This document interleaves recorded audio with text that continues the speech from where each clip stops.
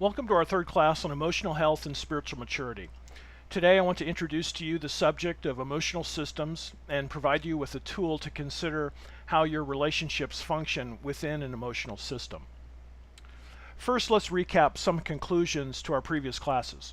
As we've talked about the importance of emotional maturity, we have come to understand it to mean something like the definition before you. Emotional maturity is the capacity to remain true to one's identity and principles while remaining emotionally connected to others in a non-reactive and thoughtful way.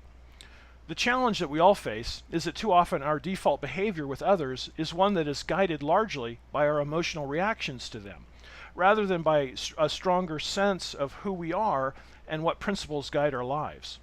This emotionally driven default behavior can leave us frustrated in our relationships and move us away from people rather than toward them. Engaging in the intentional habits of self-awareness and self-reliance are key to building the capacity to remain in check emotionally while connected with others. Now, I want to come to our discussion of emotional health and spiritual maturity from a different angle today. As important as self-awareness and self-regulation are for emotional maturity, it is also important to recognize that we always already exist in a nexus or web of emotional relations that we are calling here an emotional system. For most people, the single most important emotional system is our immediate family, but we must also see that other networks exist as well. The church, neighborhood, and place of employment are also important emotional systems in our lives. We might define an emotional system as the set of interdependent relationships among members of a more or less bound group. By bound group, we mean simply that there exists some sort of boundary that distinguishes someone inside the group from others outside the group. And I say more or less a bound group because sometimes these groups have firm boundaries, while at other times the boundaries seem rather porous. So for example, most of you would find it pretty easy to list the members of your family. While many of you might struggle, on the other hand, to list those people who are in your neighborhood. What constitutes the boundaries of one's neighborhood? That's usually not an easy question to answer. As we say that these relationships are emotional because they are personal, and most importantly, they are interdependent. The emotional relationships are never merely a one-way relationship. Rather, they are emotionally engaging with everyone in that system. As you can see from the illustration on the right, there exists an unending web of interconnectivity among the members. This has the effect of creating a system where we might say that the whole is greater than the sum of the parts. In all emotional systems, there is the threat of the system breaking. For this reason, each member of the system has a stake in keeping the system running as smoothly as possible. This desire for stability within the system is typically maintained by patterns of regular behavior. Now, this way of thinking about emotional systems is sometimes called system thinking, and it differs from straight line thinking. In straight line thinking, there is a simple, clear, and predictable pattern of cause and effect, with a linear movement from A to B. But in system thinking, the idea of cause and effect is easily blurred by the fact that both A and B are mutually influencing one another, and behavioral outcomes are complex, uncertain, and often unpredictable. As Peter L. Steinke writes in his book, Healthy Congregations, A Systems Approach claims that any person or event stands in relation to something. You cannot isolate anything and understand it. The parts function as they do because of the presence of other parts. All parts interface and affect each other. Systems are all around us, as we can recognize how the whole is greater than the sum of the parts. We can easily see this, for example, in an orchestra. Or take the example of a football team.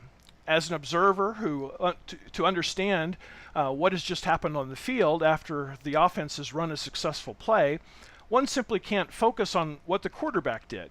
One will also need to consider how the linemen did their job blocking the defense. You'll need to know how the backs and receivers did their part to block, confuse, or misdirect the defense. You will also need to be aware of what plays were run before this successful play that possibly set the defense up. Finally, you might want to be aware of existing weaknesses in the defense that may have been exploited as well. As you can see, even one football play is a complex arrangement of many moving parts that all work together. To understand the game of football, one needs to revert to systems thinking. So when it comes to emotional systems, we need to keep in mind three important points. First, each member within the system develop patterns of behavior with one another that are not linear, but rather they are systemic. Second, the system as a whole will seek stability, or what is sometimes called homeostasis. Third, when it comes to systems, the whole is greater than the sum of its parts. Now I want us to consider this second point a little more closely. Within the relational systems of church and home, all of the parts are attempting to do their part as stakeholders in the system as a whole. Every member of the system tries to do what it can to keep the system stable and running smoothly. This is an inherent drive in all of us, and I believe it is there because we have been made in the image of God. We all long for peace, integrity, and unity. In other words, we seek after what the Bible calls shalom. We seek shalom not merely as individuals, but we seek it as components of emotional systems as well. Psalm 133 states this inherent desire beautifully. Behold, how good and pleasant it is when brothers dwell in unity. It is like the precious oil on the head, running down the beard, on the beard of Aaron, running down on the collar of his robes. It is like the dew of Hermon, which falls on the mountains of Zion. For there the Lord has commanded the blessing, life evermore. The sad reality is that the shalom that our hearts long for, both within ourselves and in our relationships, is often broken and frustrated. Sin and the effects of the fall threaten the shalom we all seek in our relationships with one another. Threats to the system, whether real or perceived, along with the system's reaction to these threats, are causes of anxiety within the system. It's also important to note that I not only said sin, but also the effects of the fall. I want us to be clear that we're not simply talking about sinful behavior. We are also talking about the many ways our relationships simply fall short of what we want them to be. In every relationship, there is a desire for unity without the loss of self, as well as the desire for the independence of self without the disillusion of that unity. Our inability to achieve both goals often produces anxiety within the emotional system. This anxiety within our emotional systems that we want to something we want to consider more closely. There are two types of anxiety that can threaten an emotional system. First is acute anxiety. This can be a situation or an event that has an immediate threat upon the life of the system. For example, within a family, there may be the sudden loss of a job.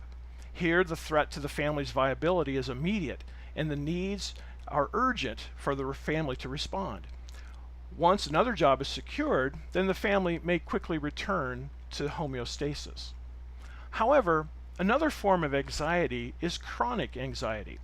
This type of anxiety endures over time within the emotional system, and it can often be perceived as manageable. Because chronic anxiety is not immediately overcome, it will settle into the system and become habitual and affect the pattern behavior within the system. As an example, consider the presence of substance abuse within a family. Perhaps one member of the family struggles with alcohol addiction. This addictive behavior will have an effect on how this one member relates to each member of the family. But at the same time, each member of the family will relate differently to this one member and differently toward one another. Since the family system has an innate desire for stability, each member will begin habitual patterns of behavior in order to keep the family together. These patterns of behavior, however, are also all reactions to the anxiety present within the system. Then these coping patterns of behavior will in turn produce their own problems within the system. Anxiety within emotional systems create and foster emotional reactions. All parts of the system are reacting in their own way to the anxiety. If you're old enough to remember the CBS hit TV show All in the Family, you got a front row seat to see this play it out. In the emotional system of the Bunker family, Archie, Edith, Mike, and Sylvia all exhibited different coping behavior to the anxiety present within the family. Since emotional systems behave as systems, the participants' reactions to anxiety will often create its own anxiety through overreaction, misunderstanding, or neglect. As this continues, greater and greater pressure is placed upon the system and threatens the vitality of the system further. Most problems within families, churches, and other emotional systems is the result of chronic anxiety. The breakdown of an emotional system will often manifest itself first in one member of the system. This is typically the person who is least capable of sustaining the system's chronic anxiety. Now, I say least capable, but I don't simply understand that to be a fault or weakness within that person. Sometimes the problem person is the one in the family who is most sensitive to the needs and responsibilities of others within that system. From the perspective of systems thinking, then, a problem that emerges within an emotional system is more often a symptom of dysfunction rather within the system as a whole. For example, if a child is getting into trouble for acting out in class, the parents may be tempted to simply think of it as a problem with little Johnny and nothing more. They may try to discipline Johnny and correct his behavior. But in doing so, they may very well be avoiding the real problem within the system. So how do we connect emotional health with emotional systems? The answer to this is actually quite vital for the restoration of health into the emotional systems. It is the presence of an emotionally healthy person within the system that could introduce healthy change to the system as a whole. How the presence of an emotionally mature person can positively affect emotional systems will be the subject of our next and last lesson. Finally, for next time, I would like everyone to make what is called a genogram of their family system. A genogram looks like a family tree. It is a simple tool to help you objectively examine the various relations within your immediate and extended family. Understanding your family as an emotional system and considering the various ways this system functions well or functions poorly can be helped by using this tool. The picture on this slide, for example, is one that I've made for both Janelle and me. Members of your family are represented by squares and circles. For men and women, squares for men, circles for women. The lines are attached to show how they relate.